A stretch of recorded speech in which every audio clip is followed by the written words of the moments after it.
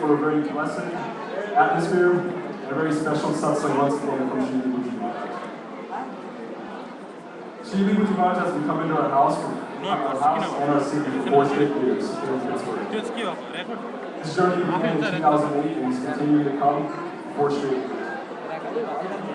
Each time he comes, everybody who attends satsang always learns something new. But before I actually begin, for anyone who's still unaware, Shri Vibhuti Maharaj is getting married in October.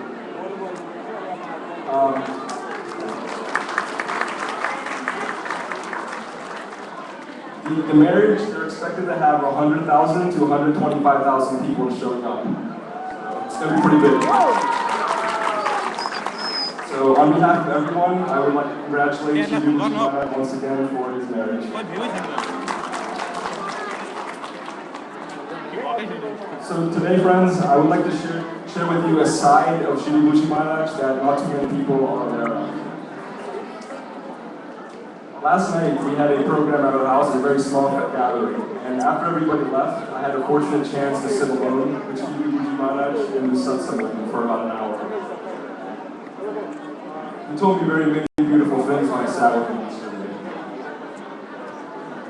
The basis of our talk was to do good for others, because there is nothing more satisfying than knowing you help another human being. He told me many things about his tour, what he's been doing throughout his tour.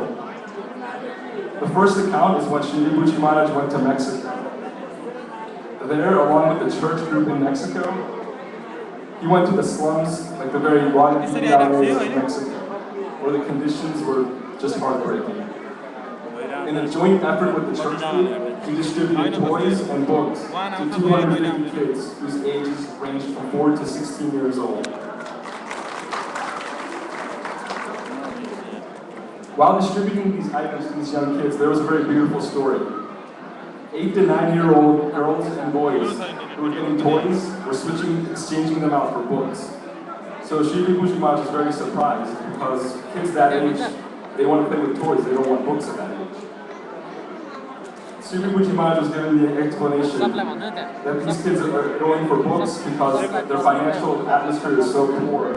Their community cannot afford to give kids books, writing utensils, and educational items for them to get further in life. So the plan for next year ongoing will be to give these deprived kids in Mexico writing utensils, educational books, and items going forward. Similarly, in Orlando, Shri Vibhuti Maharaj took 15 children from a foster children's group on an excursion trip. They went to the theater and they saw Madagascar 3. These were children that were brought up with no support group, no family, no mom, no dad, or had very abusive upbringings. So working conjunctly with the foster children's group, Shri Vibhuti Maharaj wanted to allow these kids to break away from the 4 walls and experience something new and lively, which they did.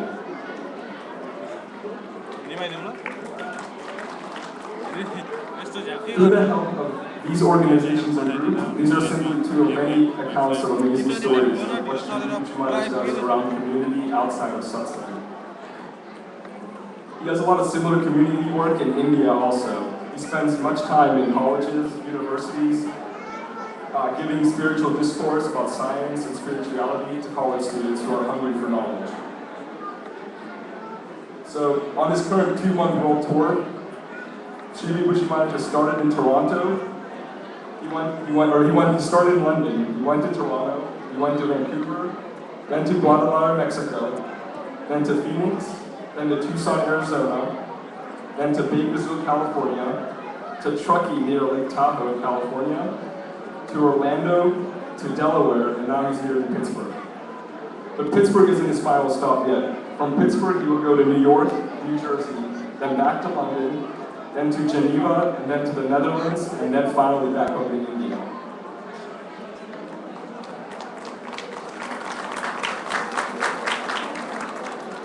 Shri Vibhuti Maharaj has dedicated his whole life to spreading the truth of spirituality and removing man-made boundaries. So let us now dedicate at least a little bit of our time to listen and learn from his satsang. So while he's talking, everybody, if you guys can just please be quiet, stay in your seats, that'd be great. All right, and with that, I'll hand the mic over to Shibu Bujimara. She can start saying. Oh, actually, there's gonna be one more budget before he starts. So. Hello, Jim. Hello. And the 4 cars that are in the fire lane that we discussed, they still haven't been removed, so please, if they are your cars, please go check and please move them into a parking lot or a more secure spot. Thank you. Hello प्रेम सम्बलानन्द कान्त भगवान की जय प्रेमी सज्जनौ यहाँ अलिकति अप्ठ्यारो भइरहेको छ हजुरहरु बढी हल्ला गरिराख्नु भएको छ यहाँ बोलेको कुनै मतलब भइरहेको छैन र मैले अघि नै हजुरहरुलाई भनिसकेको छु यहाँ लाइभ प्रोग्राम भइरहेको छ नानीहरु हिँड्ने डुल्ने कराउने बात गर्ने भइरहेको छ अहिले सत्संग पछाडी हजुरहरु सबै हामी बात गरौँला केही घण्टा रहेर अहिले अब महाराजजीको सत्संग हुँदैछ हजुरहरु सबै शान्तपूर्वक रहेर उहाँको वचनलाई श्रवण गरौँ अनि हाम्रो यो मानव जीवनलाई अझै महान बनाऊ प्रेमसँग बोलो आनन्दकान्त भगवान की जय आनन्दकान्त भगवान की जय श्री विभूजी महाराज की जय सबलाई भन्नु नि त्यहाँ दुईजना मात्रै हुँदैन हामी धेरैलाई भन्नु त्यहाँ सबलाई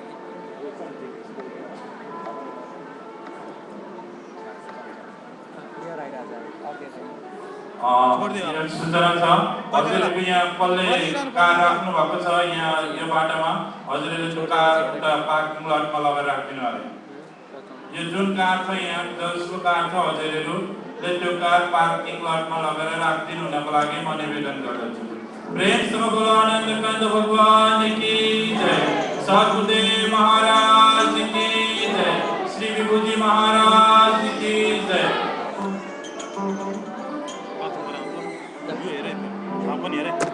रे कन्हा तेरी बांसुरी नींद चुराए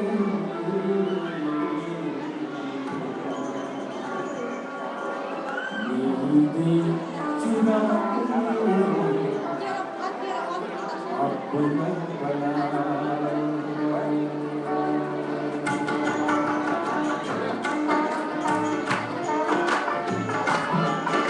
तालियां तालियां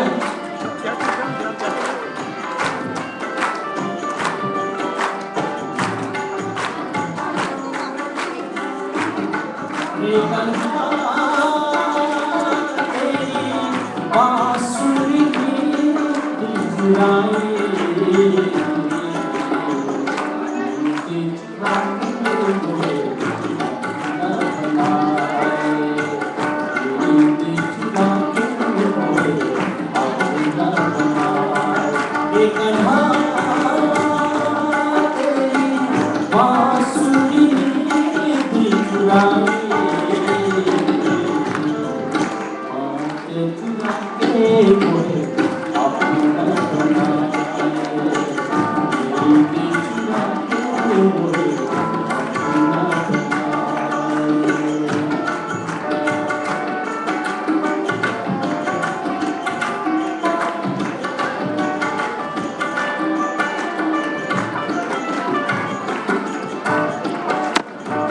छुप छुप रो कन्हा दुनिया सजरे तू दिन जाए कहीं प्रीत का डोरे छुप छुप रो कन्हा दुनिया सजरे तू दिन जाए कहीं प्रीत का डोरी आ जाए कभी देर लगाए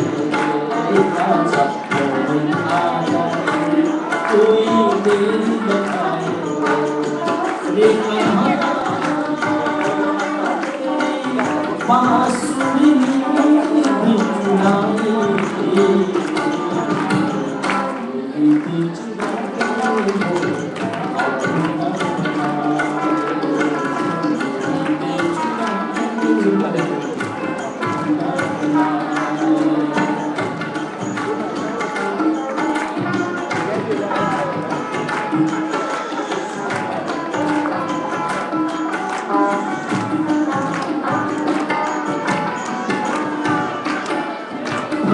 तुम्हारे कन्हा मुझको पुकारे दर्शन दिखा दो मेरे प्राण प्यारे भक्त तुम्हारे कन्हा मुझको पुकारे दर्शन दिखा दो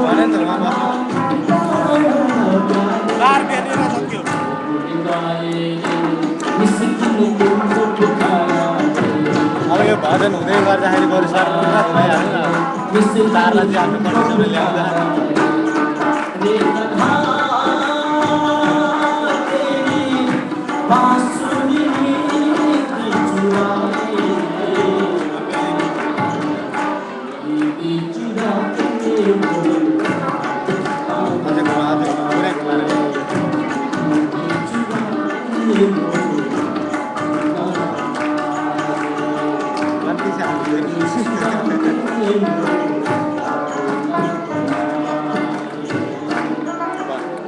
आनंद भगवान की संत महाराज की जुम बढ्यो उसको सायद त्यस्तै छ अब यता लिन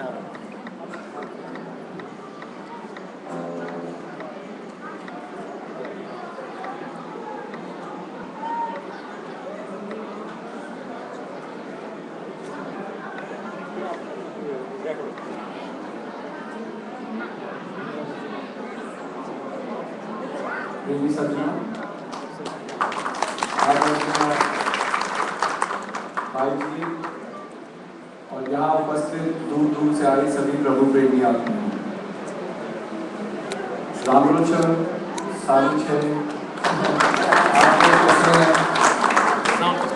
welcome and thank you for coming here. देखिए, सबसे पहले तो हम आदरणीय जोशी जी को बहुत धन्यवाद देते हैं और इस हिंदू जैन टेम्पल की टेम्पल कमेटी के शुक्रगुजार हैं कि हर साल इस पुनीत और पावन प्रांगण में वो हमें आमंत्रित करते हैं, अपने मन से और प्रेम भाव से हमारा यहाँ स्वागत करते हैं और हमें मौका देते हैं कि आप लोगों के बीच हम अपने विचारों को व्यक्त कर सकें।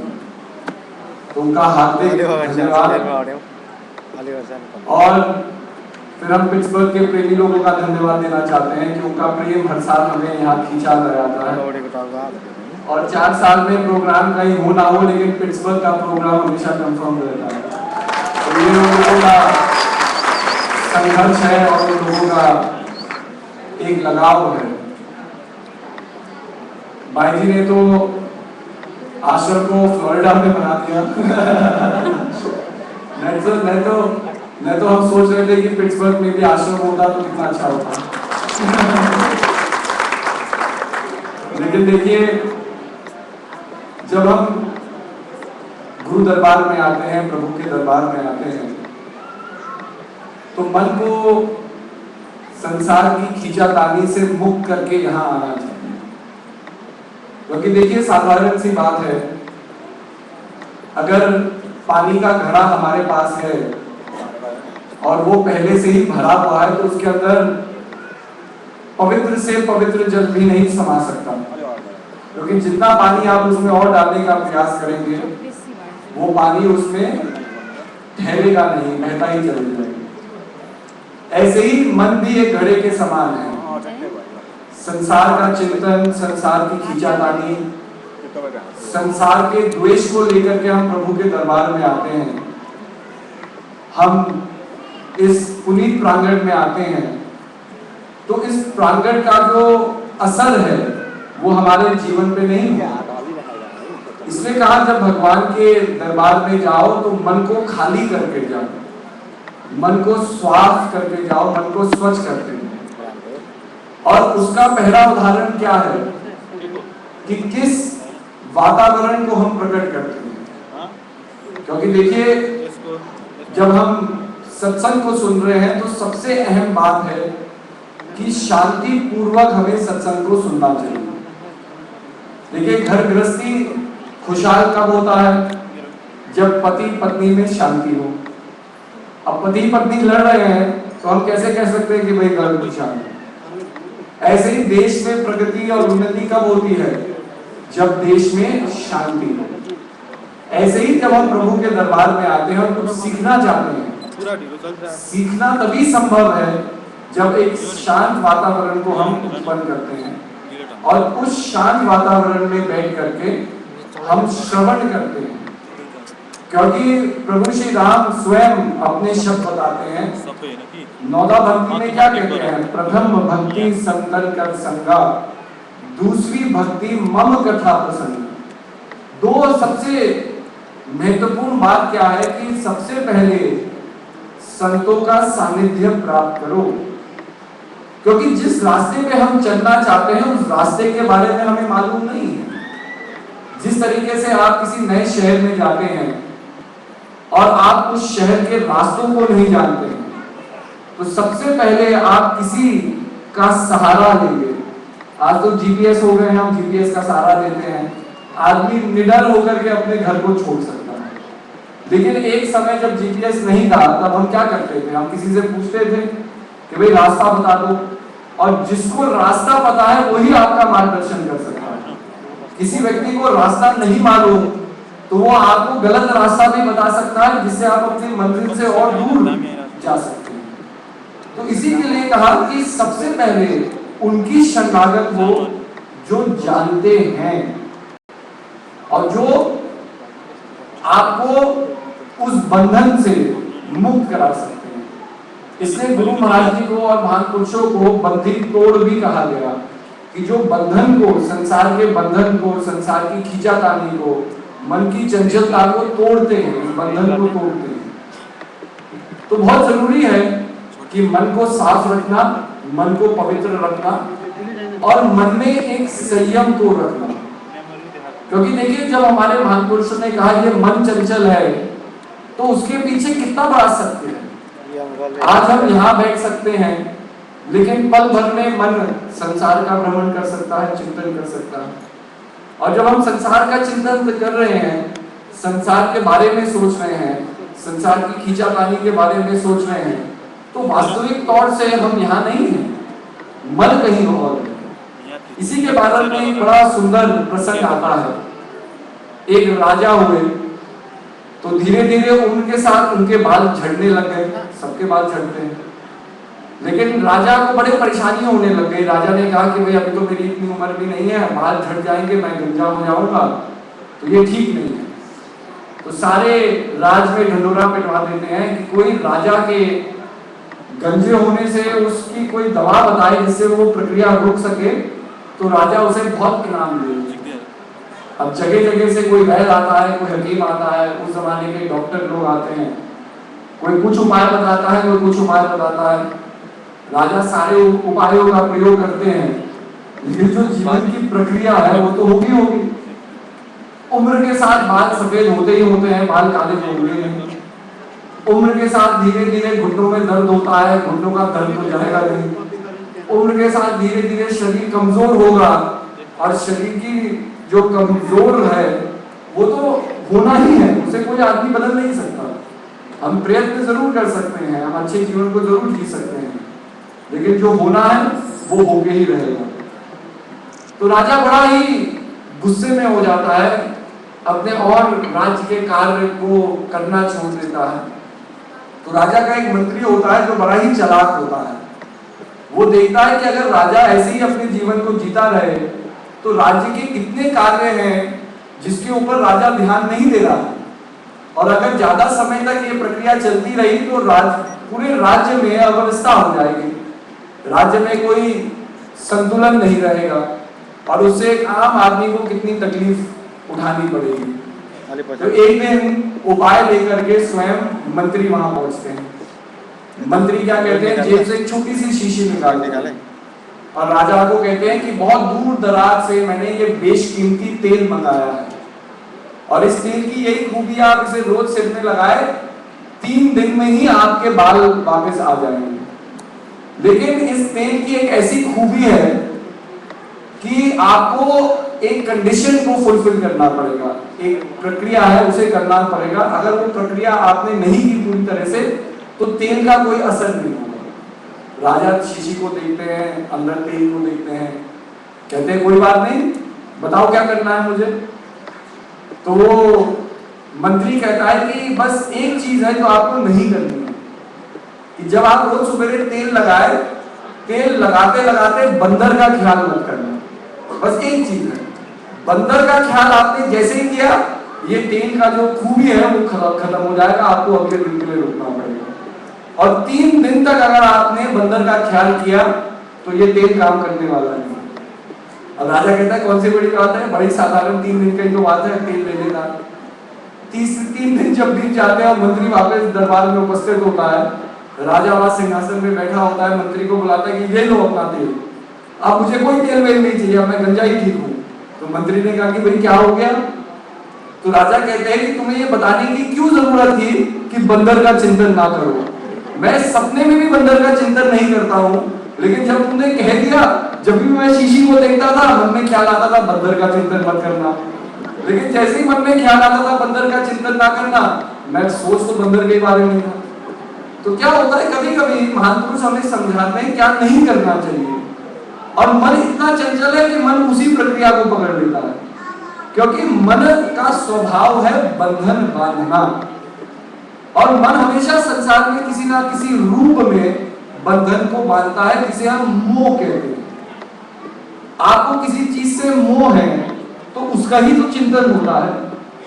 अब इंडिया में क्रिकेट मैच हो रहा है, किसी को क्रिकेट बड़ा पसंद है, तो मैच अभी शुरू नहीं हुआ, लेकिन उसकी प्रिपरेशन कब से शुरू हो जाती है कि इस दिन मैच होगा, इस दिन हम कोई काम नहीं करेंगे। दोस्त भी एक दूसरे से प्लान बना लेते हैं कि भाई बीवी से छुट्टी लेकर के कहीं दूर जाकर के मैच को देखेंगे, ताकि कोई इंटरफेरेंस ना हो। मतलब प्लानिंग किससे, जिससे मोह है उसका चिंतन। अब महापुरुष यही कहते हैं कि वास्तविक तौर से अगर संसार से मोह करोगे, संसार का चिंतन करोगे, तो संसार के भोगों को ही प्राप्त करोगे। अब संसार जो द्वैत का संसार है, तो कहीं खुशी में ही गम छिपा हुआ है, और कहीं गम में ही खुशी छिपी हुई है। क्योंकि द्वैत का प्रभाव है, तो कोई ना कोई एक प्रभाव तो आपके जीवन में रहेगा ही रहेगा। आप ये नहीं सोच सकते कि जीवन में मैं जन्मा हूं तो जीवन में मेरा ही लाभ हो, हानि कभी ना हो, मेरा ही यश हो, अपयश कभी ना हो, मेरे जीवन में ही खुशी हो, दुख कभी ना हो। क्योंकि जब हम एक चीज की कामना करते हैं तो दूसरे प्रभाव उसी कामना में कहीं छिपा हुआ है। अब मान लीजिए आप यहाँ आए हैं, यहाँ भोग होगा, प्रसाद होगा, प्रसाद में फल वितरण होगा। अब आपको पसंद है आम, दिए जा रहे हैं सेब, तो क्या है कि जहां मन मोहित है वहीं पर आदमी खुशी को पाता है। अगर आम दिए जाते हैं आपका मन बड़ा खुश हो जाता है, आप कहते हैं अरे प्रोग्राम बड़ा अच्छा हो गया। अब जहां आम नहीं मिला, वहां कोई पूछेगा भाई प्रोग्राम में कहते कैसा था, तो आप कहेंगे सब कुछ ठीक था लेकिन आम नहीं थे। मन जहां अटक गया वही सुख दुख बंध गए। तो जहां मन अपनी पूर्ति करता है, हम सोचते हैं मन को बड़ा खुशी हो रही है, लेकिन वास्तविकता में क्या है, मन ही मोक्ष का कारण है, मन ही बंधन का कारण है। अर्थात अगर जीवन में दुख है तो दुख का कारण भी मन है, क्योंकि मन अलग अलग प्रभावों में आपको बांध रहा है। लेकिन जब प्रभाव जीवन में आते हैं, उन प्रभावों को समझना, उन प्रभावों को जानना कभी कभी मुश्किल हो जाता है। क्यों? क्योंकि ये संसार ही ऐसा है। संसार में कभी कभी जो चीज दिखाई दे रही है वो सत्य नहीं। हम रोज सुबह उठते हैं, हम क्या देखते हैं, सूरज उग रहा है, कहीं पहाड़ियों के पीछे से उग रहा है। रोज शाम को सोने जाते हैं, हम देखते हैं कहीं पहाड़ी के पीछे अस्त हो रहा है, कहीं हम समुद्र के किनारे हैं तो समुद्र से सूरज उग रहा है, धरती के दूर जाकर के कहीं अस्त हो रहा है। अब आप किसी वैज्ञानिक के पास जाएं और उससे पूछें कि भाई ये सूरज हम रोज देख रहे हैं आकाश में हिलता है, क्या ये वास्तविकता में हिल रहा है? तो वैज्ञानिक जिसको सही ज्ञान है वही बता पाएगा कि नहीं, सूरज नहीं हिल रहा। हमारा जो ग्रह है, जो पृथ्वी है, ये सूर्य की परिक्रमा कर रही है, सूर्य अपने आप में स्थिर है।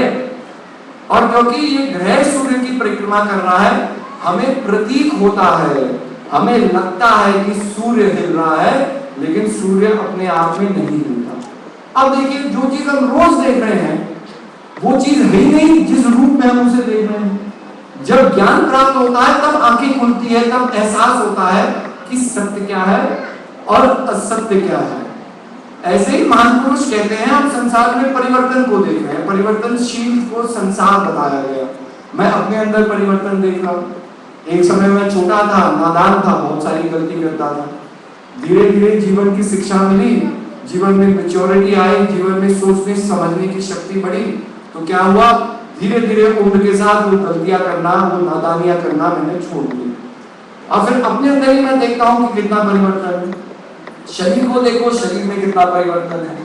मन को देखो, मन के अंदर कितना परिवर्तन है।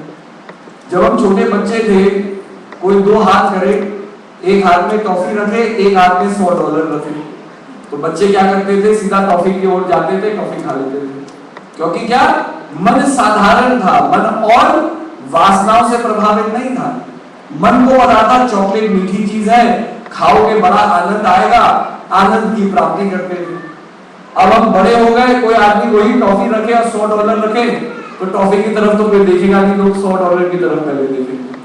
अब क्या हुआ, क्या बदला, परिस्थिति तो बदली नहीं, लेकिन आपका मन बदल गया, आपके अंदर सोचने समझने की शक्ति बदल गई। जिस चीज को एक समय आप महत्व देते थे, वो चीज आपके लिए महत्वपूर्ण नहीं रही, और जिस चीज को आप एक समय महत्व नहीं देते थे, वो साधारण कागज का टुकड़ा था, वो आपके लिए बहुत महत्वपूर्ण हो गया। तो बदलाव कहाँ हुआ, मन में हुआ, आपकी सोच में हुआ। वो नोट वही का वही है, चॉकलेट भी वही की वही है। और आज के जमाने में अगर किसी बच्चों को दोनों चीज दिखाए तो वो दोनों चीज रख लेगा। बच्चे हमसे भी और आगे हो गए हैं। वो कहेगा चॉकलेट तो अभी खा लूंगा, बाद में और चॉकलेट खरीदने के लिए भी $100 लगेंगे, वो दोनों चीजों को लोगे। तो कहने का अभिप्राय यही है कि जीवन को बताया कि परिवर्तनशील है, लेकिन एक ऐसा आधार है संसार का जो अपरिवर्तित है, जिसको हम अद्वैत कहते हैं। अगर संसार द्वैत के प्रभावों में बंधा हुआ है, सुख है, दुख है, मिलना है, बिछड़ना है, इसको हम सत्य मानते हैं ना, अपने अनुभवों को सत्य मानते हैं। आप यहाँ प्रोग्राम में आए, बड़े पुराने दोस्तों से मिल रहे हैं, जब प्रोग्राम समाप्त होगा सब एक दूसरे को टाटा बाय बाय करेंगे, नंबर ले लेंगे, ईमेल ले लेंगे, और फिर कब मुलाकात हो कुछ पता नहीं, लेकिन एक दूसरे से विदाई भी लेकर के आप जाएंगे, एक दूसरे को बाय बाय करते जाएंगे। ऐसे ही संसार में हम घर बनाते हैं, एक दिन आता है कि वो घर टूट भी सकता है। ऐसे कोई भी कर्म हम करते हैं, उसके भोग को पाते हैं, भोग शून्य भी हो जाते हैं। तो जब हम संसार में देख रहे हैं कि हर एक चीज का द्वैत है, द्वैत दूसरा है, तो इस ड्युअलिटी का भी तो एक दूसरा है। मतलब जो द्वैत का संसार है, तो द्वैत का ऑपोजिट क्या है, दूसरा क्या है। तब हम कहते हैं संसार में एक ऐसी शक्ति छिपी हुई है जो अद्वैत है, लेकिन उसको समझना थोड़ा मुश्किल है। किस प्रकार से, क्योंकि संकीर्णता हमारे मन में बंधी हुई है। जब तक हम संकीर्णता से संसार को जानने का प्रयास करेंगे, तब तक संसार के सत्य को पूर्ण रूप से हम नहीं जान सकते। इसी के बारे में स्वामी विवेकानंद जी के जो गुरु हुए रामकृष्ण परमहंस, तो उन्होंने एक बड़ी सुंदर कहानी से यह दर्शाया कि मानव कैसे बंधा हुआ है अपनी सोच से। तो वो एक दृष्टांत बताते हैं कि एक चींटी है, वो अपने घर से बाहर निकलती है। बाहर निकलती है तो क्या देखती है, उसके घर के आगे बहुत बड़ा चीनी का ढेर पड़ा हुआ है। अब चींटी इच्छा करे कि ये सारा चीनी का ढेर मैं घर ले जाऊं, तो आप कहेंगे कि चींटी में क्षमता है कि एक चीनी के ढेर को वो एक साथ उठा करके ले जाए? नहीं है। तो चींटी क्या करेगी, जाएगी चीनी के ढेर से एक टुकड़ा चीनी का उठाएगी, जितना वो ले जा सकती है, और अपने घर की ओर वापस जाएगी। लेकिन घर जाते जाते वो पीछे मुड़ करके देखेगी और क्या कहेगी कि अरे अगली बार मैं ये पूरे ढेर को ले जाऊंगी। लेकिन अगर वो ये सोचे भी कि मैं पूरे ढेर को ले जाऊंगी, लेकिन उसके अंदर ये क्षमता नहीं है, वो सोच कभी संभव नहीं हो सकती।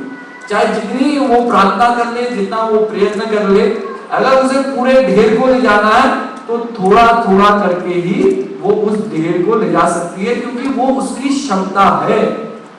ऐसे ही मानव है, मानव द्वैत से प्रभावित है, मानव साकार जिंदगी को जी रहा है। मानव के जीवन में एक शुरुआत है और एक अंत है, जीवन है, मरण है, ये बंधन में हम बंधे हुए हैं।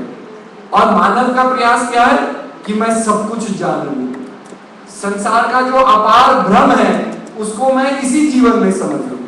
इसी के लिए किसी व्यक्ति से पूछा गया कि एक साधु से पूछा गया कि क्या आपने भगवान को जाना है? तो साधु कहते हैं भगवान अनंत है, मुझे तो कई जन्म लग जाएंगे अनंत को समझने में। तो महान पुरुष क्या समझाते हैं कि जीवन में सबसे पहले अपनी क्षमता को जानो, हमारे अंदर क्षमता कितनी है। भाई अगर कोई भी व्यक्ति संसार में पढ़ाई को पढ़ता है तो कितने विषय है पढ़ने को। आप डॉक्टर बन सकते हैं, आप वकालत कर सकते हैं, आप इंजीनियर बन सकते हैं, और इन विषय को भी को बांटा जाए तो कोई हार्ट का डॉक्टर है, कोई दिमाग का डॉक्टर है, कोई हड्डियों का डॉक्टर है, कोई किसी प्रकार का डॉक्टर है।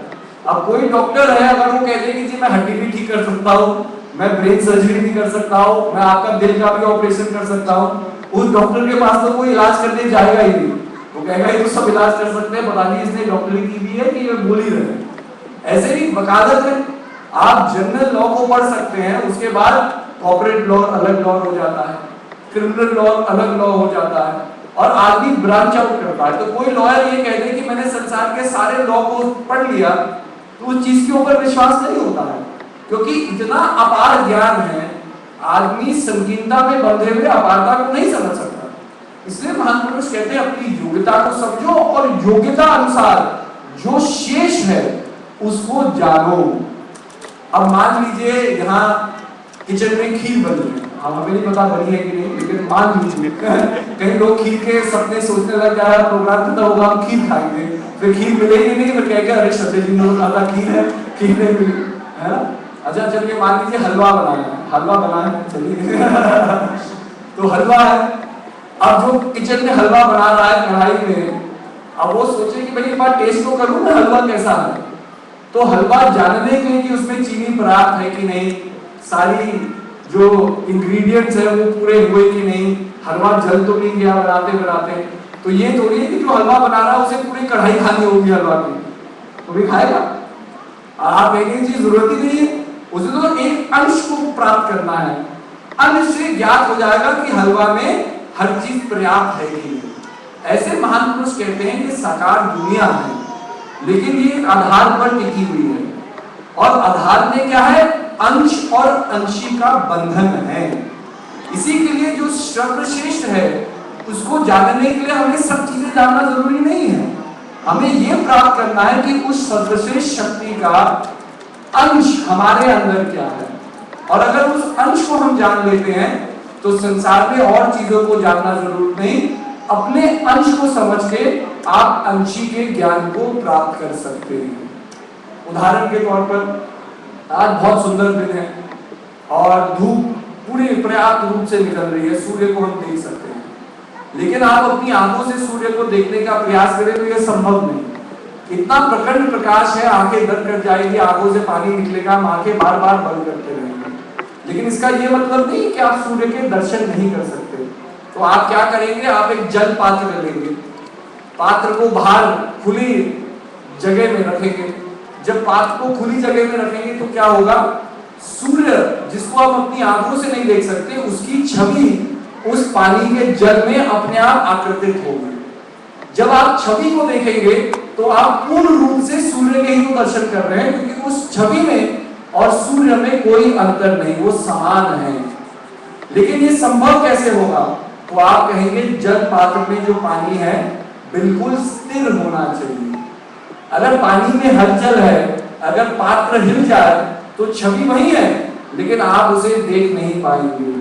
इसी तरह महान पुरुष कहते हैं आपके अंदर भी एक सूक्ष्म ज्ञान है, एक सूक्ष्म आपका वास्तविक स्वरूप है जो प्रभु की देन है, जिसके बारे में क्या कहते हैं, 7 आसमानी किताबों में से किताब में लिखा है कि अल्लाह ताला ने मिट्टी का एक पुतला बनाया, उस मिट्टी के पुतले में एक रूहानी फूंक डाली और वो मिट्टी का पुतला जीता जागता इंसान बन गया।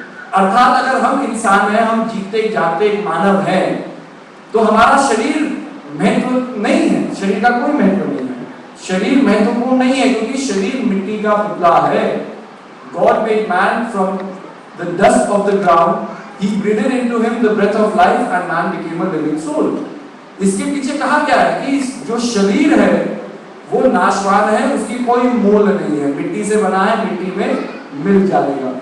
लेकिन क्या है, इस मिट्टी के पुतले ने भगवान ने एक रूहानी ताकत को भेजा है, एक अद्भुत फूंक को डाला है, और जब तक वो फूंक है, वो रूहानी ताकत है, हमारा जीवन है।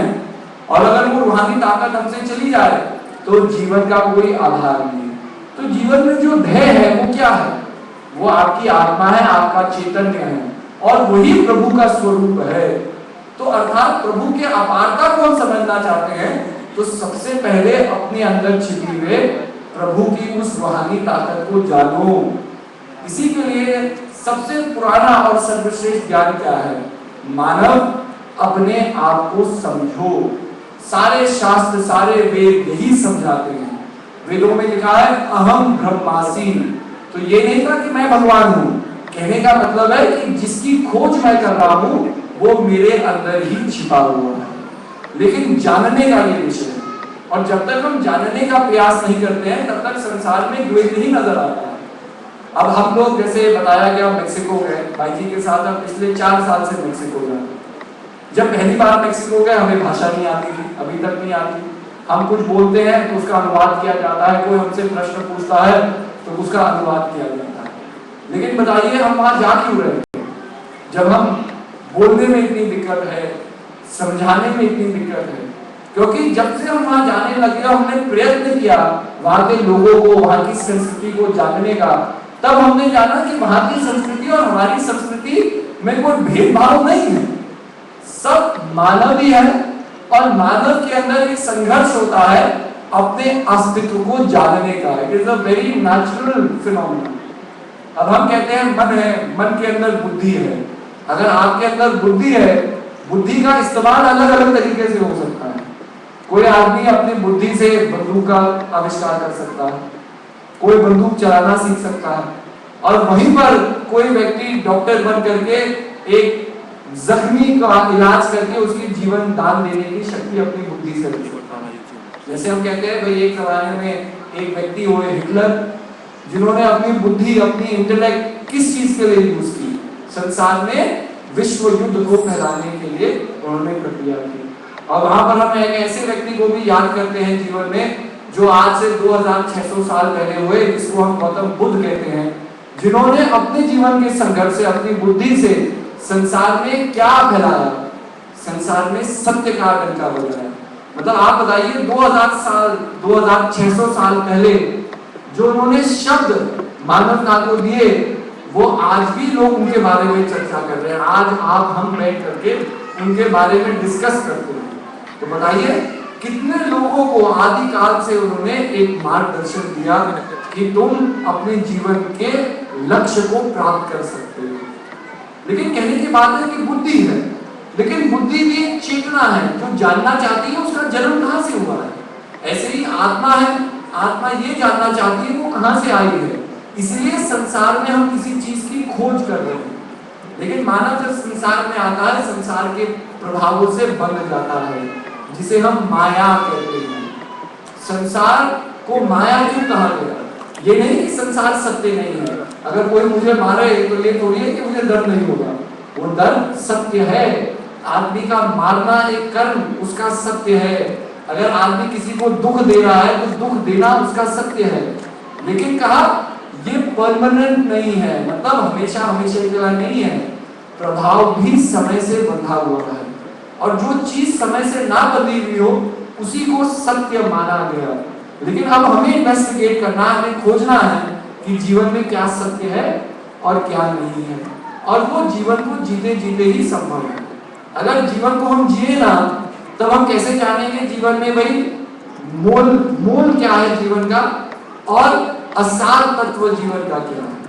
तो यही जीवन की शिक्षा शुरू होती है। जीवन को जीते जीते, जीवन में कर्म करते करते, जीवन में संघर्ष करते करते ही जीवन के लक्ष्य की प्राप्ति होती है। आदि गुरु शंकराचार्य जी थे, वो संसार की इस विडंबना को बड़े सुंदर तरीके से समझाते हैं। आदि गुरु शंकराचार्य जी कहते हैं कि एक छोटा बालक है जिसने दिए को जलते हुए कभी नहीं देखा है। जब पहली बार दिए को देखेगा तो क्या होगा? दिए की लौ से, उसके प्रकाश से वो आकर्षित होगा। आकर्षित होगा तो क्या करेगा, धीरे धीरे अपने हाथ पैरों पे रेंगते हुए वो दिए के पास जाएगा और कभी ना कभी अपनी उंगली उस दिए की लौ में जरूर डालेगा। हमने भी यही किया है। आज हम दिए को जलता हुआ देखते हैं, मोमबत्ती को जलता हुआ देखते हैं, आप जाकर के क्यों नहीं अपनी उंगली मोमबत्ती में डालते हैं? क्योंकि कहीं ना कहीं एहसास है कि भाई ये चीज तो बड़ी सुंदर है, प्रकाशमय है, दिखने में बड़ी एक मोहित करने वाली चीज है, लेकिन अगर हाथ डालोगे तो यह उंगली को जलाएगी, दर्द होगा, रोना पड़ेगा। और उस दर्द से बचने के लिए हम आग में अपनी उंगली नहीं डालते। लेकिन अनुभव ने क्या बताया आपको? अनुभव ने सत्यता बताई कि आग का वास्तविक सत्य क्या है। देखने में सुंदर है, देखने में बड़ी आकर्षित है, लेकिन वास्तविक सत्य क्या है? आग जलाती है और जलेंगे तो दर्द महसूस होगा ही। ऐसे ही महापुरुष समझाते हैं और आदि गुरु शंकराचार्य जी समझाते हैं कि जीवन में सारे दुखों का कारण क्या है। और वो कहते हैं कि जब आदमी अपने आप को नहीं जानता है, अपने आप के वास्तविक सत्य के अंधकार में छिपा हुआ है, तो अज्ञानता ही दुख का कारण है। अज्ञानता मतलब अपने आप को न जानना, अपने अंदर छिपी हुई प्रभु की शक्ति को न जानना। तो जब हम प्रयास करते हैं अज्ञानता से, तो अज्ञानता का तोड़ क्या है? अज्ञानता कैसे दूर होगी? अंधकार कैसे दूर होता है? तो हम कहते हैं प्रकाश से दूर होता है। एक दिन अंधकार वैकुंठ धाम पहुंच गए भगवान विष्णु के यहाँ और त्राहिमाम करने लगे, कहने लगे कि प्रभु मैं क्या बताऊं, ये सूर्य ने मुझे बड़ा परेशान कर रखा है। मैं कहीं भी जाता हूँ दुनिया में, ये मेरे पीछे पीछे आ जाता है, मुझे वहां टिकने नहीं देता। अब आप ही कुछ इसका हल निकालिए, उपाय कीजिए कि मैं दुखी ना रहूं। तो भगवान विष्णु कहते हैं भाई आपकी बात सुन ली, अब हम सूर्य को भी बुलाते हैं, सूर्य देव को भी बुलाते हैं, उनकी बात भी सुनेंगे कि जो वो कह रहे हैं, वो जो तुम कह रहे हो वो सत्य है कि नहीं। तो द्वारपालों को भेजते हैं, सूर्य देव प्रकट होते हैं, नतमस्तक होते हैं, कहते हैं प्रभु आज्ञा कि क्या मेरे लिए आज्ञा है। तो प्रभु कहते हैं आज्ञा कुछ नहीं है, तुम्हारी कंप्लेंट आई है, शिकायत आई है कि तुम अंधकार को बड़ा तंग करते हो, उसे कहीं रहने नहीं देते। तो क्या ये बात सही है? हम तुमसे पूछना चाहते हैं। तो सूर्यदेव नतमस्तक होकर के कहता है कि प्रभु बात ऐसी है कि कभी आदमी जानबूझ करके गलती करता है और कभी अनजाने में गलती हो जाती है। मैं तो अंधकार को जानता ही नहीं, एक बार कृपा करके उसके दर्शन करा दीजिए, मुलाकात करा दीजिए। आइंदा मैं संसार में कहीं भी जाऊंगा अंधकार को कभी तंग नहीं करूंगा, लेकिन एक बार देखना तो जरूरी है ना, तो आप थोड़ा दर्शन करा दीजिए। तो प्रभु द्वारपालों को बोलते हैं कि जाओ अंधकार को बुलाओ। अब द्वारपाल चिल्लाते रहते अंधकार हाजिर हो, अंधकार हाजिर हो। लेकिन आप बताइए जहाँ सूर्य है वहां कभी अंधकार आ सकता है? ऐसे ही अगर हमारे मन के अंदर कोई कमी है जो हमें प्रभु को जानने से रोक रही है और वो अज्ञानता है, तो ज्ञान ही अज्ञानता का तोड़ है। ऐसे ही जब ज्ञान का दीपक हम अपने जीवन में जलाते हैं, चेतना विवेक का दीपक हम अपने जीवन में जलाते हैं, तब उस प्रकाश से मन का अंधकार, मन का बंधन दूर होता है। और मन का बंधन ज्यादा कोई नहीं है, महान पुरुषों ने बड़े सरल शब्दों में सिखाया है। मन की कमियां क्या है, मन की कुरीतियां क्या है? तो कहा काम, क्रोध, लोभ, मोह, अहंकार और अंत में कहा अभिमान। तो जब ये छोटी सी 6 चीजें हैं जिनके ऊपर हमने अपने जीवन में ध्यान रखना है। लेकिन आप बताइए कभी हम मंदिर में भी जाते हैं तो वहां भी अहंकार को ले जाते हैं। अब मैं 2 साल के लिए प्रेसिडेंट बन गया, तीसरे साल किसी और को इलेक्ट कर दिया, तो मैं बड़ा दुखी हूँ कि मैं प्रेसिडेंट क्यों नहीं। अब आज अगर मुझे दुख हो रहा है तो इसका मतलब कि मुझे पद से मोह हो गया है, इसलिए तो दुख है। अगर निर्मोही हूँ, मोह नहीं है, तो पद किसी को भी मिले, किसी और को भी मिले, उस व्यक्ति को मौका मिले काम करने का, लेकिन मुझे दुख होता है। फिर उसी दुख में, उसी अंधकार में मन अलग अलग तरकीबें, स्कीम हैच करता है।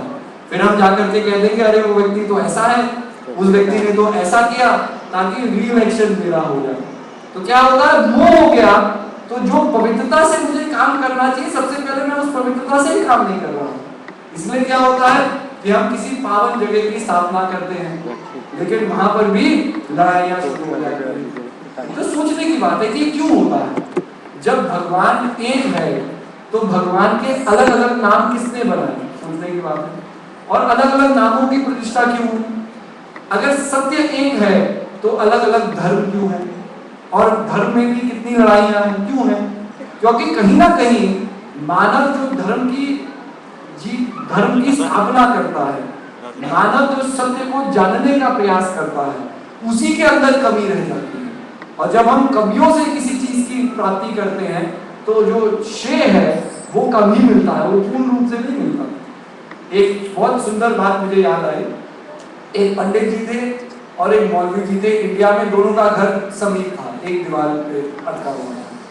दोनों सुबह उठते थे, एक दूसरे से बात नहीं करते थे और अपने पंडित जी मंदिर की ओर चले जाते थे, मौलवी जी मस्जिद की ओर निकल जाते थे। तो काफी साल तक ये उनका एक साइलेंट वॉर, कोल्ड वॉर उनके बीच में चलती है।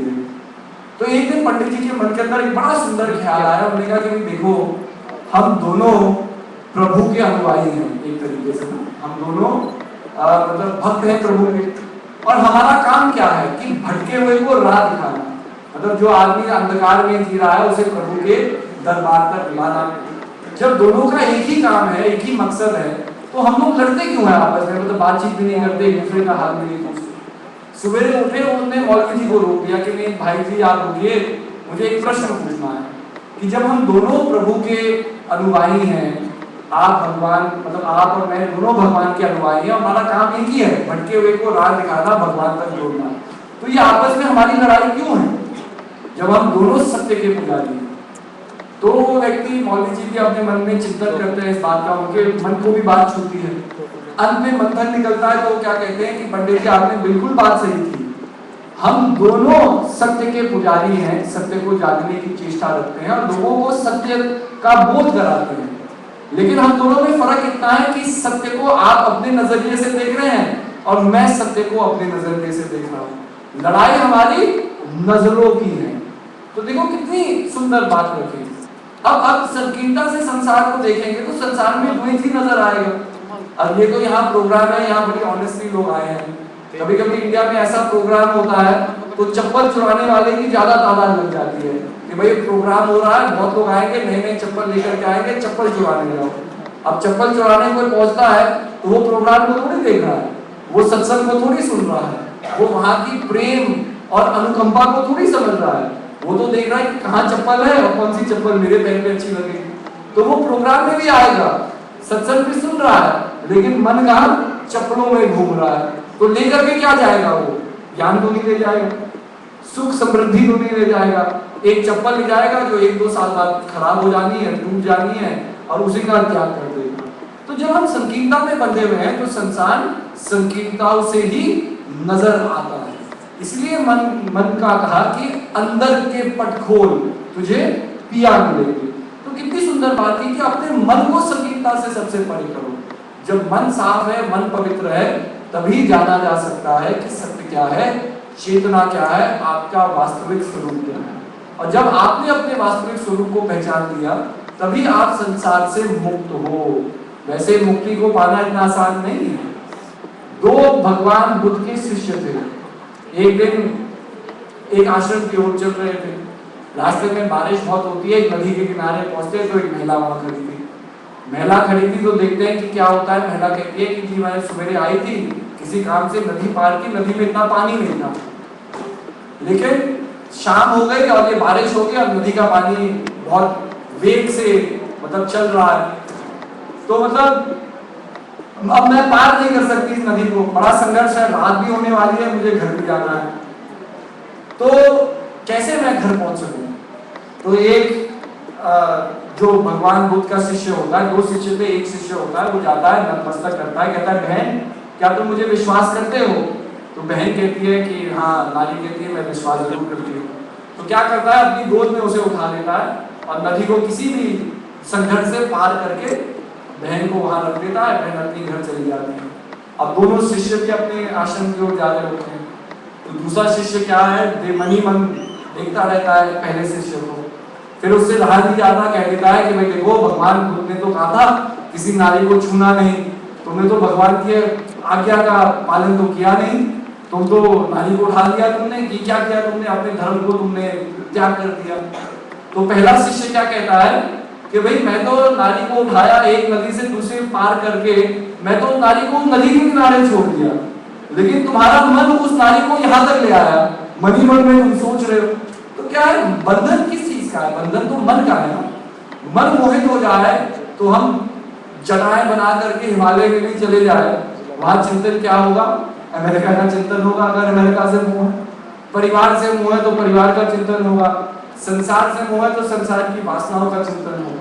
तो इसी के लिए महान पुरुष कहते हैं कि जीवन को जीते जीते मन को पवित्र रखो और किसी चीज को करने की जरूरत नहीं है। अगर मन पवित्र हो जाए तो संसार का बंधन अपने आप करता है। लेकिन मन पवित्र कैसे हो, रास्ता कैसे मिले? इसी के लिए हम मंदिर जाते हैं, इसी के लिए संस्कृति है, इसी के लिए धर्म शास्त्र है जो हमारा मार्गदर्शन करते हैं। तो ये नहीं कि मंदिर जाने से कुछ नहीं होता है, मंदिर जाने से आस्था क्या है, प्रभु के प्रति प्रेम क्या है, श्रद्धा क्या है, ये चीजें सीखने को मिलती है। ये नहीं कि स्क्रिप्चर्स हैं, स्क्रिप्चर्स को हम पढ़े नहीं तो ये नहीं कि स्क्रिप्चर से हमें कुछ पता नहीं चलेगा, धर्म शास्त्र से पता नहीं चलेगा। धर्म शास्त्र से पता चलता है जीवन को कैसे जीना चाहिए। अब जीवन को ही हम गलत तरीके से जी रहे हैं, गलत प्रभाव जीवन में रहेंगे। इसलिए मन को कैसे बांधा जाए, इसी के लिए महान पुरुष शास्त्रों की रचना करते हैं, बताते हैं, समझाते हैं। लेकिन समझने का विषय हमारा कर्तव्य है। इसी के लिए मानव को अपने मानव धर्म को समझना है। हिंदू, मुस्लिम, सिख, ईसाई, किसी भी जाति, किसी भी वर्ग में विश्वास रखने से पहले आप संसार में प्रभु के बनाए हुए क्या जीव है।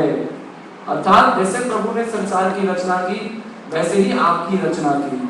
हमने संसार को नहीं बनाया है, लेकिन आदमी को कितना गर्व है, मैंने ये किया। अब आप अपने घर से यहाँ आए तो आप किसी को क्या कहेंगे, मैं प्रोग्राम में गया। लेकिन आना ले जाना हमारे हाथ में थोड़ी है। अगर आपकी गाड़ी रास्ते में खराब हो जाती तो क्या करते आप, यहाँ नहीं होते। लेकिन गाड़ी खराब नहीं हुई, सारी प्रक्रियाएं अपने आप हुई, लोग दूर दूर से यहाँ आए, कोई 6 घंटे का रास्ता कायम करके आया है, कोई हादसा रास्ते में नहीं हुआ। तो ये किसके हाथ में है? ये प्रभु के हाथ में है। तो प्रभु भाग्य की रचना करते हैं, आदमी तो उस भाग्य पे चल सकता है। लेकिन जब हम संघर्ष करते हैं भाग्य से, कहते हैं कि नहीं मैं ये कर सकता हूँ, मैं वो कर सकता हूँ, घूम फिर करके जीवन फिर सिखाता है सही क्या है, गलत क्या है। इसी के लिए किसी ने कहा कि जो चीज आदमी हंसते हंसते ना सीखे, जीवन रुला रुला करके सिखाती है। अब यही तो हो गया। अब जब यंग थे, जब शरीर में फुर्ती थी, योग कर सकते थे, तब तो हम कहते थे कल करेंगे, आज संसार का भोग कर ले, कल प्रभु का संघर्ष करेंगे।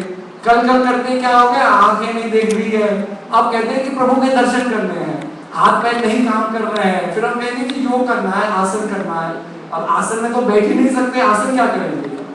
मन जब संसार में रंग गया तो उस संसार के भोगों को, संसार की परिस्थितियों को, उस लग 84 योनि को वापस मतलब उसका भोग करना पड़ेगा, और उसी भोग में सारे संघर्ष है।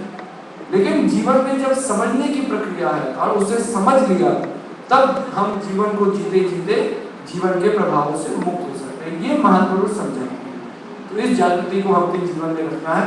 और हमेशा याद रखें, जो काम दवा से हो ना सकी वो काम दुआ से होती है। जब कामिल मुर्शिद मिलते हैं तो बात खुदा से होती है। So dear premies, thank you all for coming here. Thank you all for being so patient. It is truly a wonderful opportunity that you have given Baiji and me to be here amongst your presence and to be able to share some of our experiences with you. The first and the foremost thing that I would like to tell everyone present here is that the words that I am speaking are not my words at all. You know, the words that I am speaking are words given to us through the tradition of Sanatan Dharma by great masters and spiritualists that have come from time and time again and have tried to show and enlighten us to the true purpose of our existence. So these words are being given to me by my spiritual master, and with his blessings and his grace, I have the opportunity to be amongst you and to give these words of wisdom to you. So there is nothing mine or I in this. I am only a messenger that has the grace of his Guru to be here and to be sharing the experience with you. So that is the first and foremost thing. Now when we see the world is filled of such vivid experiences that sometimes life itself can be very confusing. How? Guru Gobind Singh Ji, who was a great spiritualist, said that this world is what? A Vichitra Natak.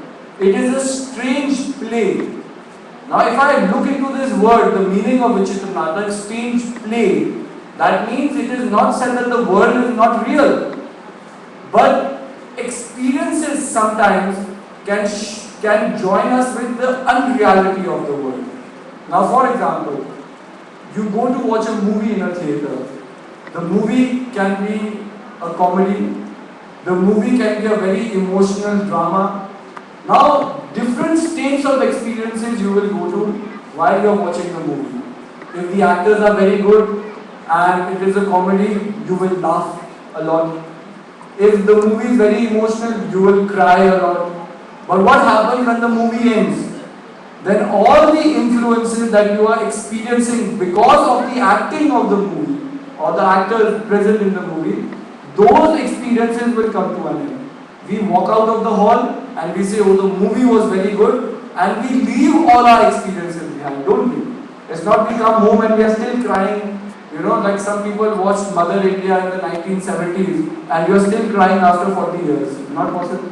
It's only when you will see the movie again, you will go through all states of those emotions again and you will start crying again. You will relive those experiences again. So our sages said the world is also like that. It is a play, and it is a very strange play. Because what happens when we are experiencing different emotions, different states of mind, we get attached to them.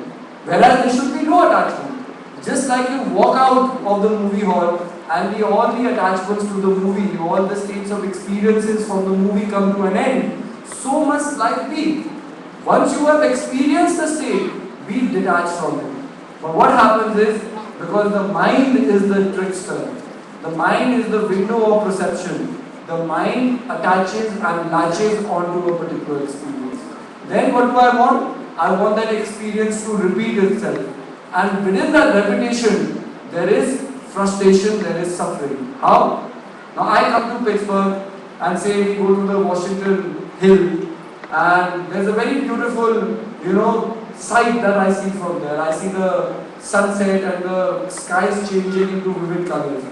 Now, while seeing that experience, I am overwhelmed by that experience. For a moment, all my worldly problems fade away. I am not thinking about, like husbands are not thinking about their wives, wives are not thinking about the husbands, parents are not thinking about children, children are not thinking about parents.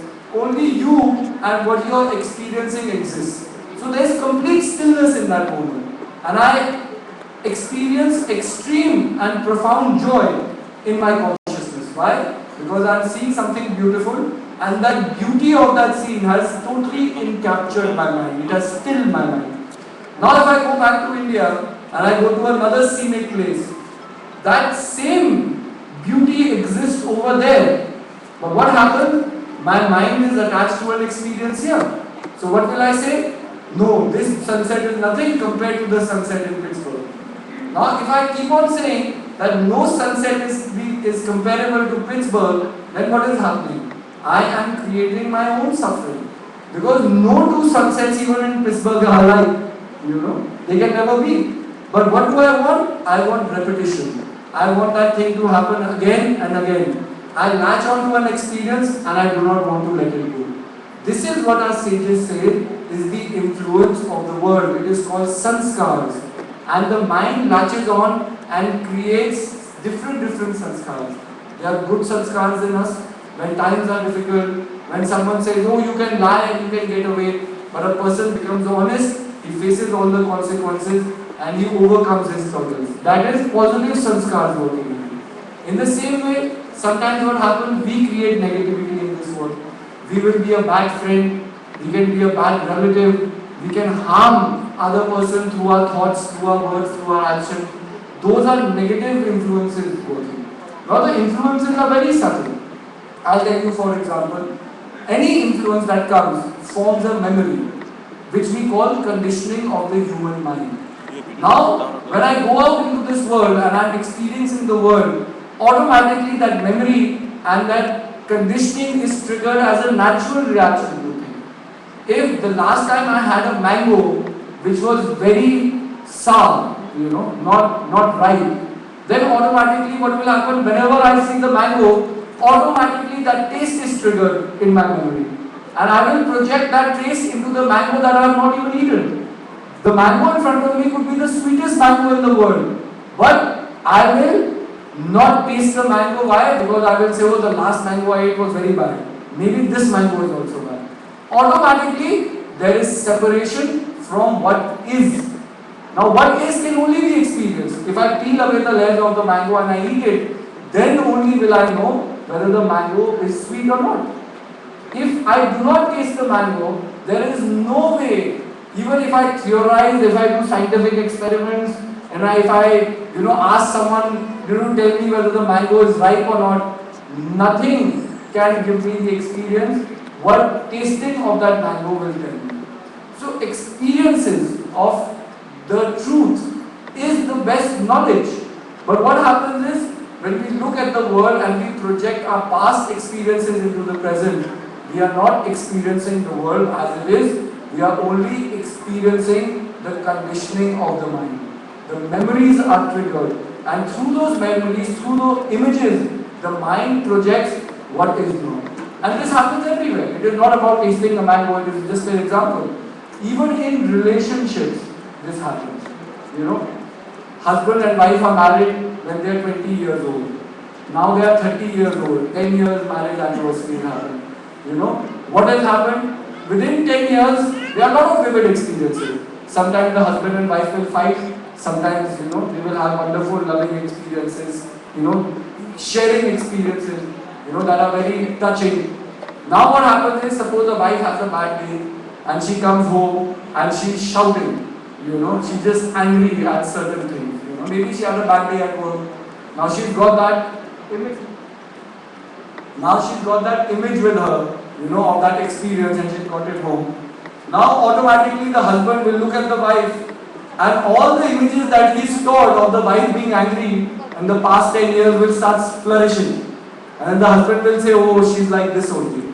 Hamesha gussa karti rehti hai. She's always angry. Why? She's not always angry. She's only angry at that moment.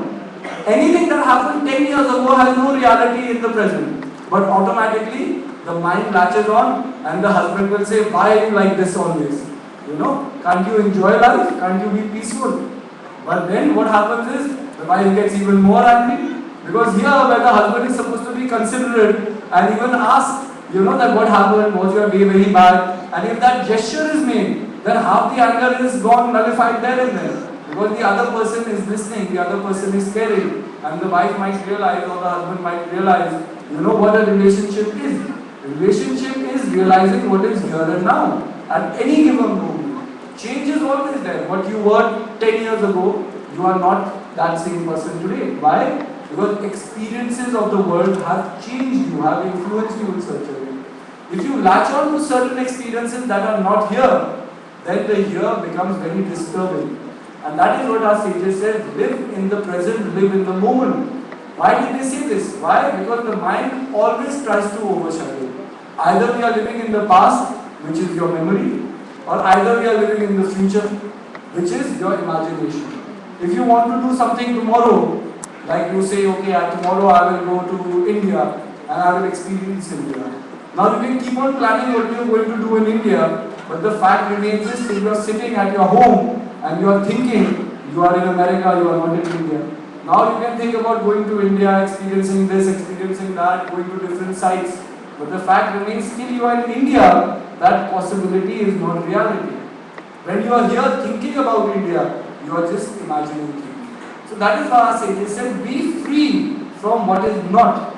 Your memories, your past experiences are not the present. And the future is not the present. They are all very separate things. But what you truly have is the present. What you have here and now is the ability to experience everything. Only the conditioning of the mind has to be removed. The mind has to be free.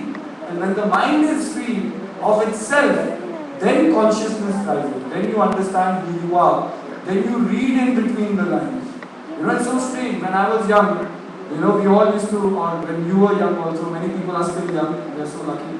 Many people are very old, they think they are still young. They are also very lucky.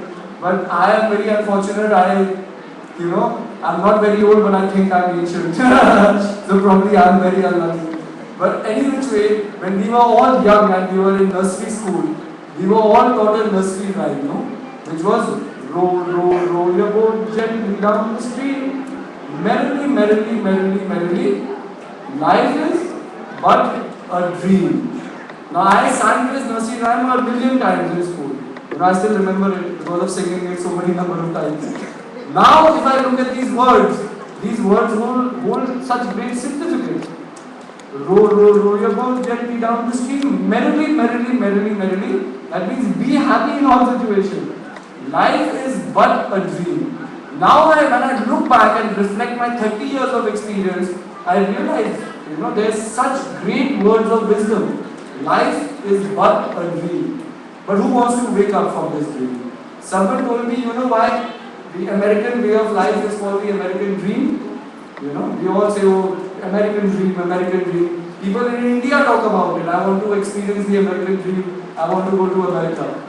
Because to experience the American dream, one has to be sleeping in life. Then only you can experience the dream. You can't be awake and experience the dream. So what happens is, we project so many things by the conditioning of the mind, which is not true. You know, what is true is here and now, what you already are. But realize that. And the process of realizing that is what we call the sadhana of life. It's the true dedication of understanding your purpose. Now this will happen to you at some point of time. Because in any which way, you will seek. If you have a mind, you have intellect, the intellect will seek its origin. Now how you come across your seeking is totally up to you. For some people, when the first heartbreak happens, then they start seeking God. So probably through that. For some people, they come to India, they travel, they have a very profound experiences. So some people seek through that. There will be a time when your consciousness will rise, your intellect will seek its origin. You have to understand that voice. Because only you can do that. You have to be connected deeper inside yourself to understand and realize that voice. Only then change is possible. Otherwise, we can talk about it, we can go to a million programs, but the fact remains is that even after the programs, my life remains the same, what it was before. Because till I am here, till I am in this beautiful, prangan of this temple, this beautiful space, the mind is free of the desires, mind is free of so many things. But the moment I will go back home, all the desires, all the problems will start seeping in. And then I will latch on to them. Then giving my taxes, what my boss said, suddenly becomes all very overpowering. And then we forget what was told to us. This is what happens. This is why it is said that the mind is the most trickiest thing. Why? Yudhishthira Maharaj, who was a very great, knowledgeable person, when he was having a conversation and he was asked this question, that what is the most astounding thing in this world? Yudhishthira Maharaj said that it is the human mind. When he was asked to explain why, Yudhishthira Maharaj said that it is the most astounding thing. Why? Because the mind sees how this world will come to an end. Why? Because we only cremate our loved ones. We take them to the cremation ground. According to the ritual, either we will light the fire, a funeral fire, or we'll bury the body into the ground, or we'll leave it out in the open for the birds to feed on it, according to our own traditions. But we will see that how the world comes to an end, how life is with an end. And then what happens, the moment we see that happening, we start thinking about detachment. The mind suddenly becomes very pious. We think about the greater good, we think about the greater purpose of life. But the moment we leave the cremation ground, we come home, no one thinks about where the journey of life is taking you. Because then our mind again becomes active and we start wandering the world within the vasanas or within the desires of the mind. The mind will create a desire, we go chasing it, we try to fulfill it. Mind creates another desire and then we realize that even our life, which had a purpose, which had a meaning, has come to an end without us realizing the purpose. And empty hand we came into this world, and empty hand we are leaving this world. So it is very important that when you have consciousness, you have the ability to understand everything right now, but do it with the purity of heart. Every action you do, your consciousness is the witness to that action. If you cannot listen to the voice of consciousness, then you are doing something wrong. And that's where the mind comes in. The mind overshadows the voice of the consciousness. But when you struggle again and again to live your life with purity of heart, then your consciousness will overshadow the mind. And then transformation happens, then change happens. There was a very wise master, and a disciple went to him. And he said, I am tired of this world, I want to live in your monastery. I want to live with you. I don't want to live in this world. This world is filled with suffering. I want to be detached from this suffering. So the master gave him a place in the monastery. Now he lived for 6-8 months over there. And obviously when you're living in a monastery and you're living in this world, life is two different opposites. In the world we have struggle, we have pain, we have suffering. In the monastery our life is very simple. You have to get up, you get food to eat, you sleep, you meditate. You know, life is filled with simple things. So automatically he started feeling great change in him. You know, some change will happen living in a monastery for 6-8 months. Now, the person, because he had so much of arrogance in his normal life, he had got all that arrogance with him.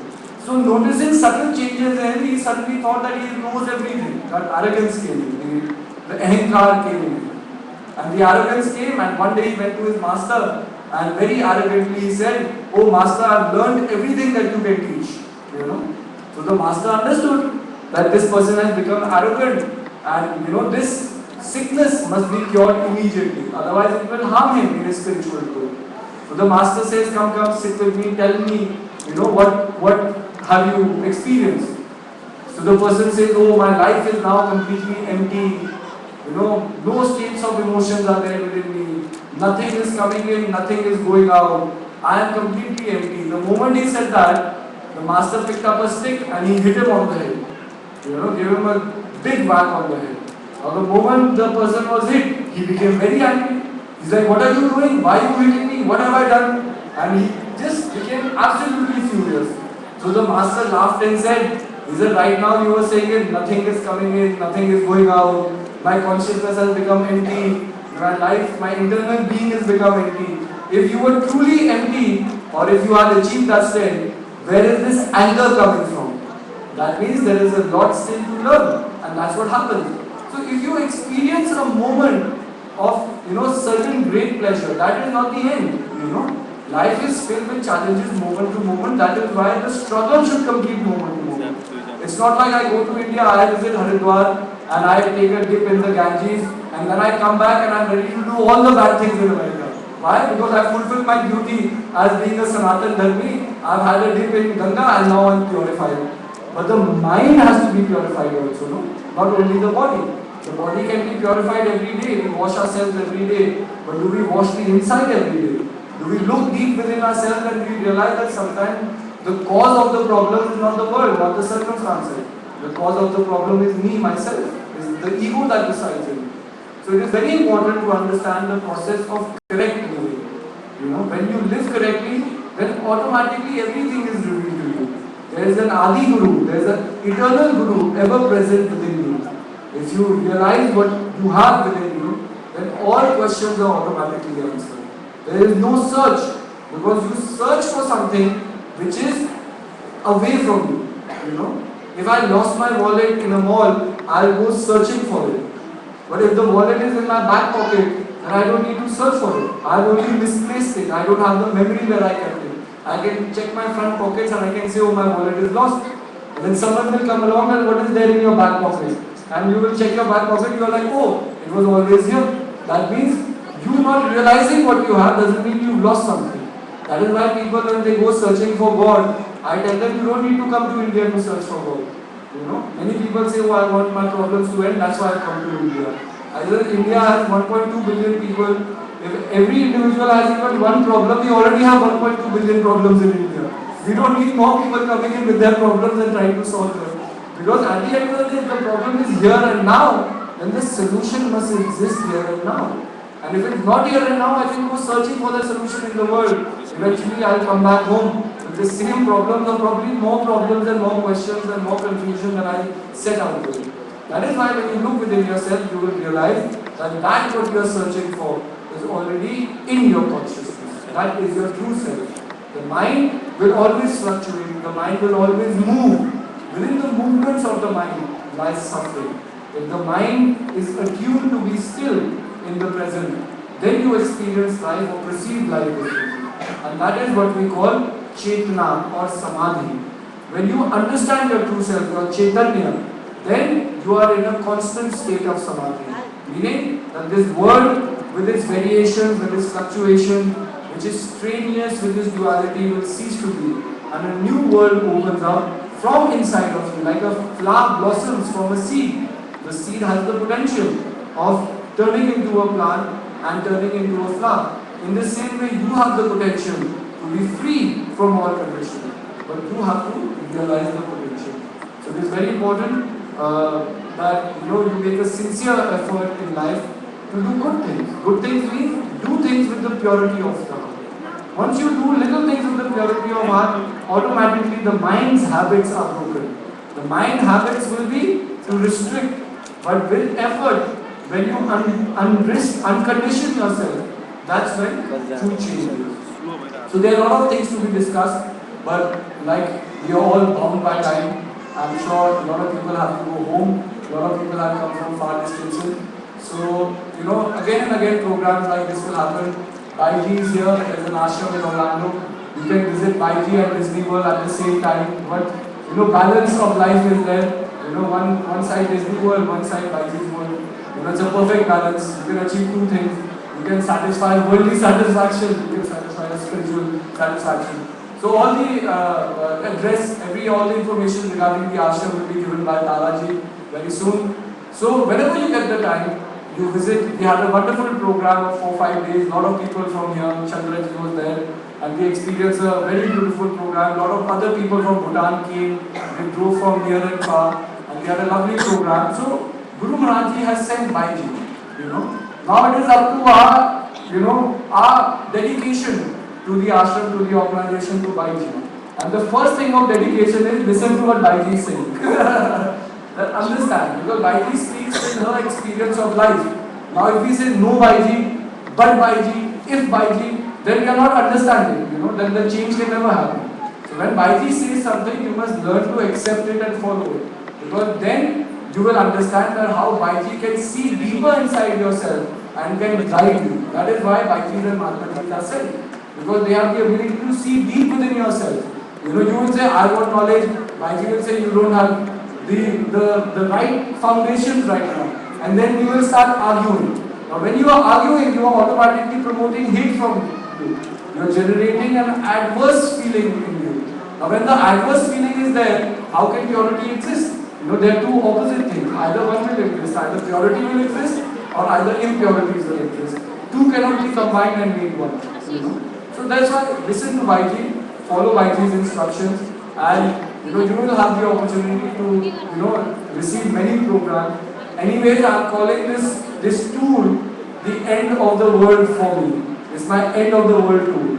Because even if the world will not end in 21st December, it is ending for me on 23rd of October. That day I get married and my life as I know it will come to an end. So before I go, I have a few jokes for you. A wife joke and a husband joke. I will balance it out. Because just in case the wife to be sees this video, then I am in trouble. So what happens is there was a person and there was a couple. They went to Jerusalem. And while traveling Jerusalem, the wife expired. So the husband was very worried. He goes to a local parish. The local priest says that you have two options. You have come from America. Pay $5,000 and we will ship the body to America and you can cremate her there in your hometown wherever you live. Or the second option is that you pay $50 and you can cremate the body here. And what will be better that in a holy city your wife will rest in peace over there. So the husband thinks a lot and he says no, I will pay $5,000 and I will take my wife to America. So even the priest says, now your wife is gone. I don't think so. She's gonna care when she's buried. She's gone from this world. So why you have to spend so much when $50 you can cremate her here? What is the reason?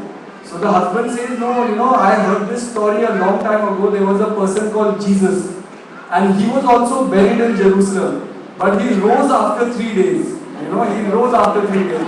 So I don't want to take the risk that after 3 days of burying my wife here, she also rises again. You know? So this is one kind of a relationship that happens. The other thing is that if husbands think they are very smart, the wives are smarter. So what happens once the husband got very, sick, he got ill. So the wife takes him to a doctor. So the doctor examines him, and the doctor, says to the wife that can I please speak to you in private? I have to tell you something, regarding your husband's illness. So the wife is taken to a private room, and the husband says that there is no problem with your husband. The only problem is he lacks attention from you. So stop going to parties, stop spending time with your friends, stop going to the mall. Spend time for him. Once in a while, cook for him. Once in a while, ask him how he is doing.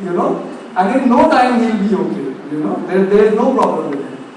So now the husband and wife are driving home. So the husband is curious, what did the doctor say? So the husband asks the wife, then tell me what did the doctor say? So the wife says, the doctor said that you are not going to live for too long. So I think so. Marriage and other things are very, strange things. Probably next year I can give you some advice. Right now I need a lot of advice. But I've been given a lot of advice. Dr. Sanerji many years earlier told me that the true meaning of being a husband is ab zindagi mein hasna band. So that is why I have 2.5 months left. So I'm like telling all the jokes, I'm receiving all the jokes. I said ab has lo, baad mein mauka milega nahi. And then I met another doctor. You should always follow doctor's advice. So another doctor, Rajji, met me and he told me love is blind, but marriage will open your eyes. So thank you all for being patient. Thank you all for being here, and it's a wonderful experience to be here. Next year, I cannot promise that I'll be in Pittsburgh again. You'll have to call up my wife and ask for the program. I want to live without any fluctuations. I will tell her wherever you want to go, I am ready to go. Wherever you will lead, I will follow. That's easier way instead of complicated things in that. So next year, Baiji has to fix program with someone else. I am free of fixing program. So thank you all for being here. Thank you all. Hari Om Tat Sat. Blessings to you.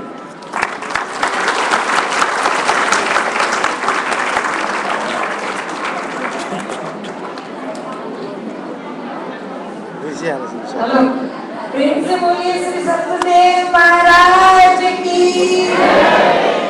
सत्य सनातन धर्म की। धर्म प्रेमी भाइयों है ना, पंडित जी अभी 2 शब्द कहेंगे। और अभी आपने महाराज जी से बात सुनी। सारे प्रेमी लोग यहाँ पर बहुत आए, सब नेपाली भूटानी।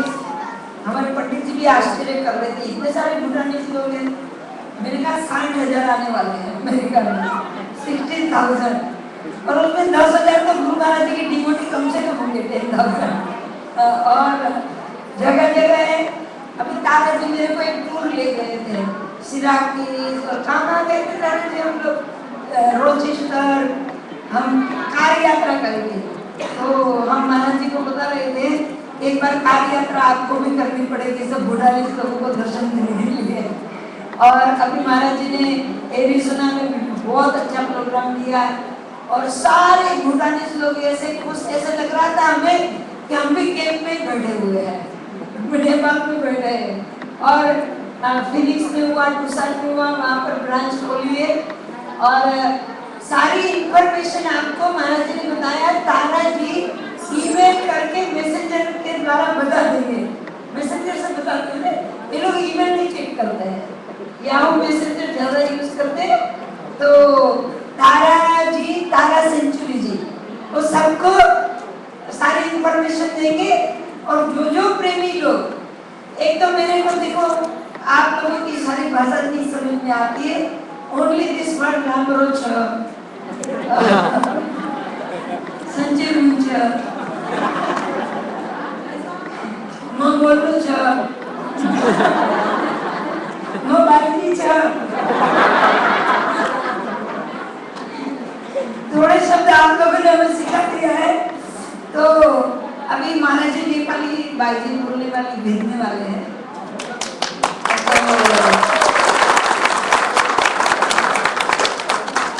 क्योंकि आप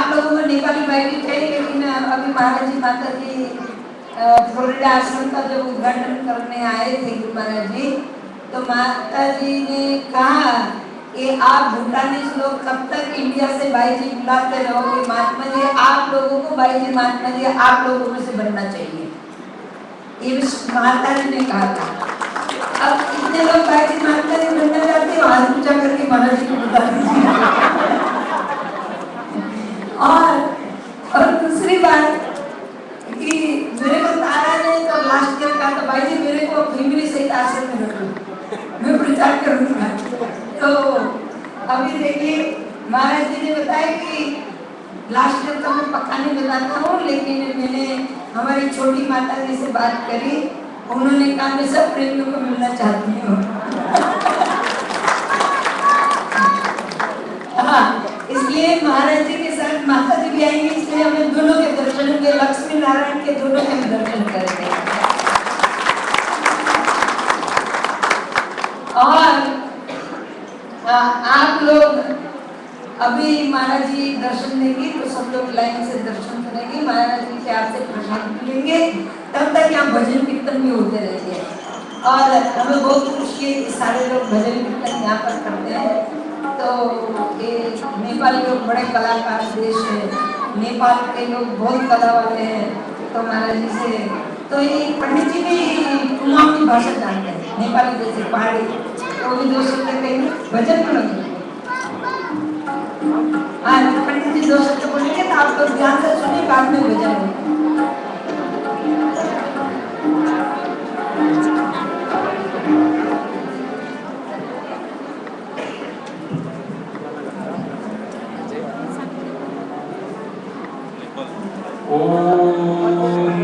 ब्रह्मा गुरु विष्णु गुरुदेवो महेश्वरः गुरु साक्षात् परम ब्रह्म तस्मै श्री गुरुवे नमः। अभी आप लोगों ने बहुत सुंदर गुरु जी के मुखारविंदों से जो ज्ञान गंगा स्रोत निकला उसका आनंद लिया। एक ही रिक्वेस्ट है, just I have only one request, there the guru books no गुरु ब्रह्मा गुरु विष्णु गुरुदेव महेश्वर गुरु साक्षात परम ब्रह्म तस्मै श्री गुरुवे नमः। ब्रह्मा विष्णु और महेश 3 कैरेक्टर हैं डिफरेंट, और गुरु के अंदर ये तीनों चीजें विराजमान हैं। तो गुरु के वाक्यों को लेकर के आप जाएंगे तो निश्चित रूप से व्यक्ति मन का संतुलन बराबर बना रहेगा। आज सारी बात, सारा जो लेक्चर था, जो प्रवचन था, वो मन का संतुलन है। तो सबसे पहले मन का संतुलन गुरु वाक्यों को लेकर के जाए। गुरु का हाथ का प्रसाद मात्र सेव नहीं, गुरु के जो वाक्य है उस प्रसाद को आप लेकर के जाएंगे तो जीवन में हमेशा प्रसन्नता रहेगी और जीवन प्रसादमय और प्रसन्नतामय बनेगा। और यही हमारी विनती है कि जो विचार आप लेकर के जाएंगे उसके ऊपर मंथन करें। और हम भगवान से प्रार्थना करते हैं कि इसी प्रकार से आप जो है यहाँ पर पधारे और हिंदू जैन मंदिर के प्रांगण में और इस परिसर के अंदर भी और आपके प्रवचन से एक प्रकार के ये तीर्थ मिलता है और श्रद्धा उत्साह और जो सारी परिवार आपको जो सारा ये जाता है। और 22 बीज के सूत्र है और बिना बीज के कनेक्शन के जो है कोई बात नहीं हो पाती है। तो जो कि बीज के सूत्र जो है हमारे भाई जी हैं, हाँ, तो मिलाकर सूत्र जो है कनेक्शन आप हैं। तो हम आप भगवान से प्रार्थना करके आपको भी खूब लंबी उम्र भगवान दें। और गुरु जी और आपके जीवन में आप कर रहे हैं कि हंसना बंद होने वाला है, मतलब हंसी आपकी डबल होने वाली है। This is my experience. बिल्कुल नहीं हो सके, आप बिल्कुल हंसेंगे, ये हमारी जो की गारंटी है। और जिस प्रकार के आपके भाव हैं और आपके विचार हैं और आपके विचारों किसी प्रकार का नहीं बाढ़ या का बंधन नहीं है, आप इस तरह से उत्तम आएंगे और जब सबके लिए आपका प्रवचन है और उसी प्रकार से सबकी शुभकामनाएं आपके साथ हैं और जीवन आपको सुख रहेगी। Thank you, thank you very much.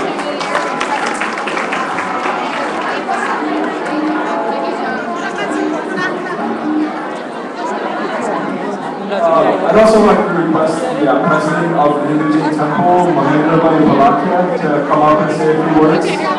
Mahendra Bhai Balakia.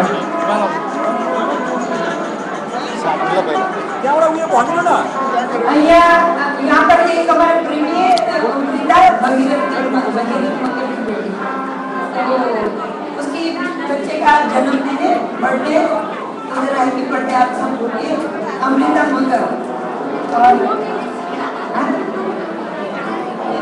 बोलिए। सबै मेरा माता पिता दाजुभाइ दिदीबहिनी र प्रेमीहरूमा आज मेरो छोरीको जन्मदिन हो, त्यसैले म यहाँ ह्याप्पी बर्थडे भनिदिन चाहन्छु। धन्यवाद।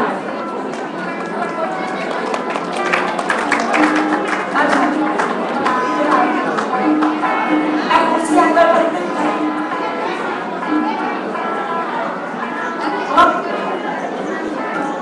खोइ त कसैले नि भन्दैन नि त।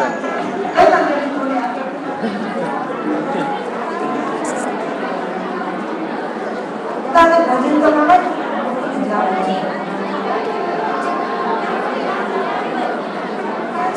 महेंद्र भाई प्रेसिडेंट 1 मिनट। महेंद्र भाई प्रेसिडेंट 1 मिनट आ रहे हैं मंदिर के। अब मेरे को नहीं पता है वो कब आएंगे कौन आएंगे। यहाँ पर है महेंद्र भाई, हाथ ऊंचा करके दिखाओ। महेंद्र भाई नहीं है। अच्छा महेंद्र भाई जब आ जाएगी तब तक हमारा एक भजन करेंगे। और ये प्रेमी लोग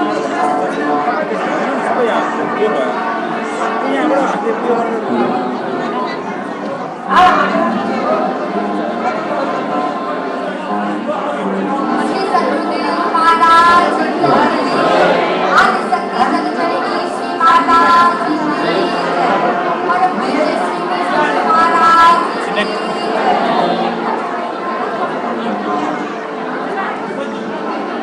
हेलो, प्रेम सँग बोला आनन्द कंद भगवान की जय। जति पनि मेसेजेसबाट आउनु भएको प्रेमीहरू हुनुहुन्छ हजुरहरू अगाडि आएर दर्शन गर्नुहोला र हजुरहरू यहाँबाट चाँडै जानु पर्ने भएको हुनाले हजुरहरू अगाडि आउनुहोला। Everyone, please don't leave before